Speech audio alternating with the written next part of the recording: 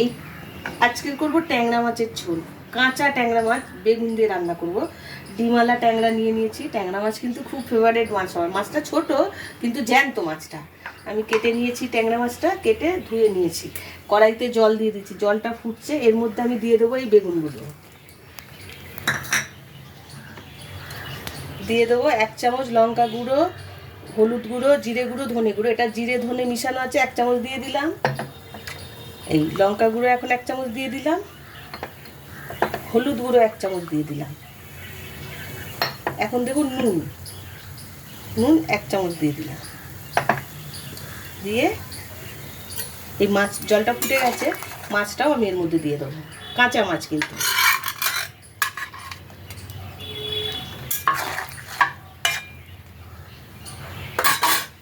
একটা দুটো কাঁচা লঙ্কা দিয়ে দিলাম। এটা কাঁচা লঙ্কা দিয়েও করা যায়, আমি গুঁড়ো লঙ্কা দিলাম একটু, আমরা ঝাল বেশি খাই তার জন্য। এখন দেবো আমি একটু সর্ষের তেল দেবো, 1/2 চামচের মতো সর্ষের তেল দেবো।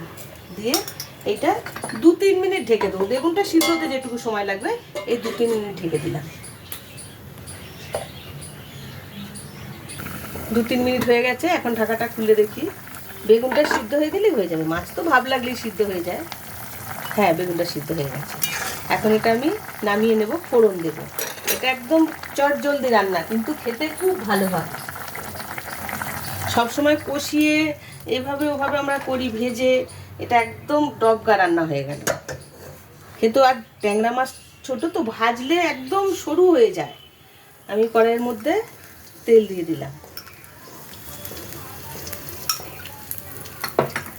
এতে একটা শুকনো লঙ্কা দেব আর কালো জিরে দেবো ফোড়নে। এই কালো জিরেটা দিয়ে দিলাম।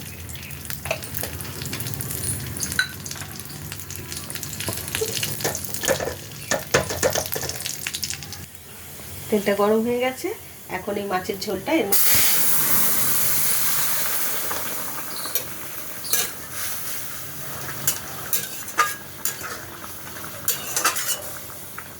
এখন ফুটে গেছে।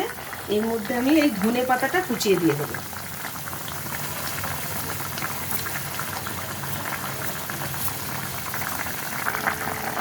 রেডি হয়ে গেছে বেগুন দিয়ে ট্যাংরা মাছের ঝোল। আমি এখন গ্যাসটা বন্ধ করে দিলাম, দিয়ে নামিয়ে নেব।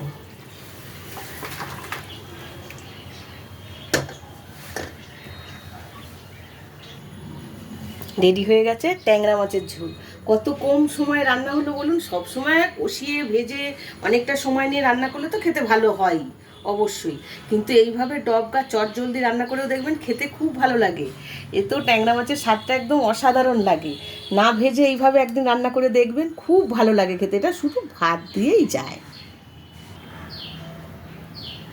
এইভাবে ট্যাংরা মাছের ঝোল করবেন বেগুন দিয়ে, এটা শুধুমাত্র ভাত দিয়েই ভালো লাগবে খেতে।